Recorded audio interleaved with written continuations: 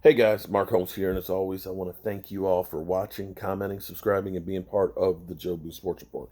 Without you guys, this literally does not work. You know, I'm working in the workshop. You can see I got stuff all over my hands and things on the racks, and I came in to take care of some stuff on the computer, and this tweet from Clarence Hill actually came up from our quarterback. Um, got to tell you, Dak Prescott, anything he does is going to be scrutinized to the nth degree. I mean, he can't work out without people saying, "Oh, NFL should come down hard on him because they're not social distancing." When others are doing the same thing, nobody says a word. He has a little get together at his house. Oh man, it's blown up on TMZ, and you would think that it was a college kegger, where they got a million people in it and stuff. And to have lost his brother during the draft, and then having his birthday and Mother's Day, who lost his mother to cancer, coincide on Mother's Day, you got to think this is a hell of a lot to deal with, on top of a contract negotiation where constantly people are saying you're trash, you're greedy, you're this, that, and the other. So you got to understand, he is probably the most scrutinized person there in sports. I can't think of anybody who's more scrutinized than he is. If there is, please tell me. And so, him dealing with everything that's going on with this world between the pandemic and, of course, the upheaval in the country, he's got to be very careful how he skirts the line. So, this is what he posted. As a black multiracial American, I am disgusted and unsettled. I am optimistic as they come. I try to understand and find the positive in every situation or aspect of my life. My mom left me the word faith to live out for a reason. I believe in the good in each individual and this country as a whole. To be humble and to see every man and woman as the same takes humility and accountability. As our communities take action protesting and fighting for the justice of George Floyd and every black life, I am with you. I have viewed the protests and the riots in our streets as a form of strength, and I attempt to show as we black people have rights that aren't being perceived equally as our counterparts. These riots have caused consternation and confusion in an already crisis-driven world. Okay, hold on. We'll go on to the next one. We must commit to hold ourselves and our communities accountable. We must teach each other about our differences. We must embrace the different colors, cultures, and ways of life. To be multiracial is beautiful, and that this country is. To the men and women that police our streets, I have the uttermost respect for all of of you with a passion for protecting and serving our communities. When you choose to wear a badge of a police officer, you pledge and protest life and property through the enforcement of our laws and regulations. How you claim to uphold the laws when and within your own ranks don't abide by it. You need to hold yourself accountable. Each of you are guilty as the men who stood behind Derek Chauvin if you do not stand against the systematic racism plaguing our police forces nationwide. Take action. As long as the cops continue to profile blacks as a threat, cops will continue to be perceived as untrustworthy. You have a choice. Change yourself before you can ask anyone else to change. Okay, hold on, because there's 4 parts to this. This ain't no joke. This is part 3. I do not believe in looting or that violence is the answer. I have personally struggled along with our country since the coronavirus pandemic began. Anxiety became something I had to understand and battle with, and I searched to find purpose without the game of football around. I wanted to help, to make a change, be part of something that's fixed the pandemic. During the search, I lost an idol, my brother. I have to share the same mission, find a bigger purpose. As I perceive the passing of my brother, I have come to realize we are not given a voice to pronounce how much we matter. It is our obligation to tell our neighbors how much they matter to us and to take a stand for the greater good of each other.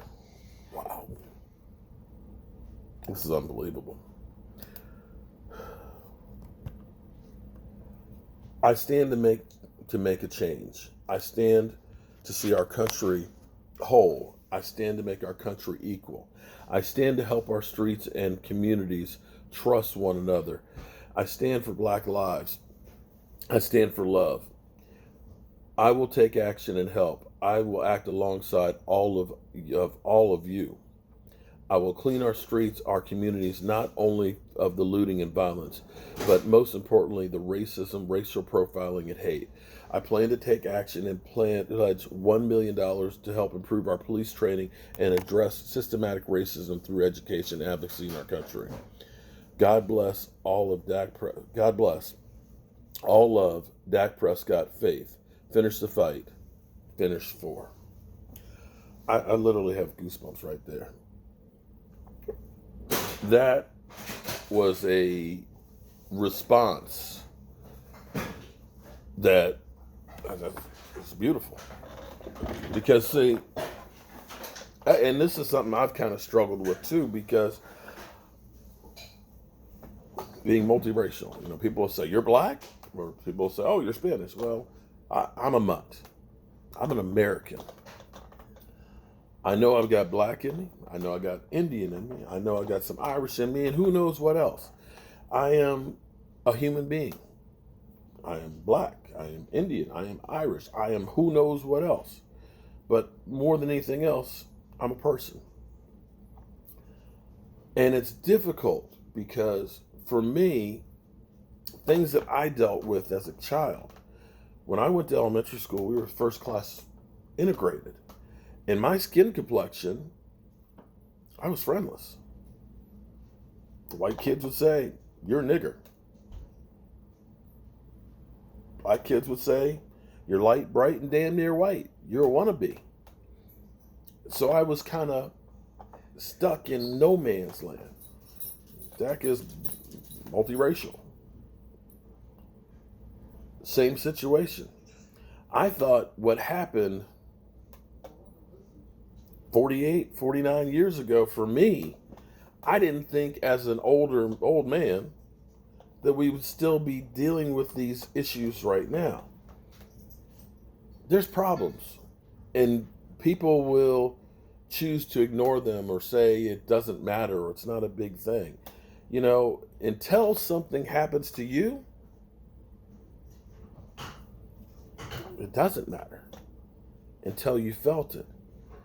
And I have seen a lot in my time.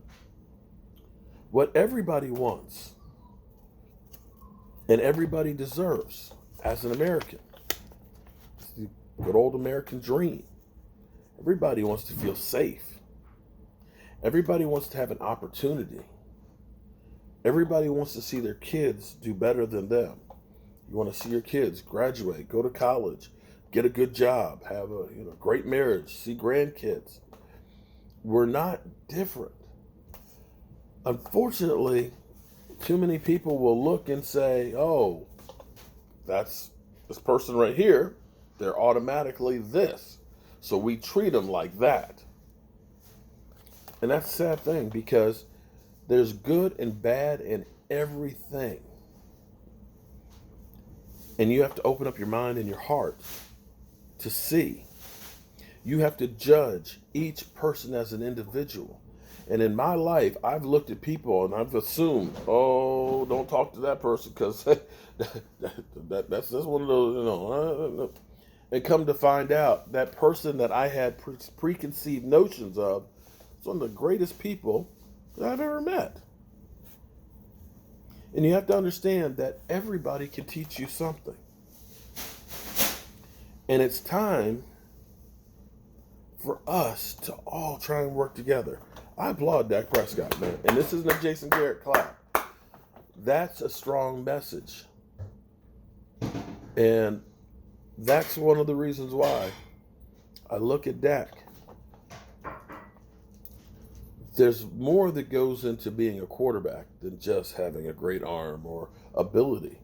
We've seen so many players that have all the tools, they're the right height, they got the cannon arm and stuff. But yet, somebody like a Jeff George doesn't have the leadership ability. He's got the physical tools. But you got to be a leader.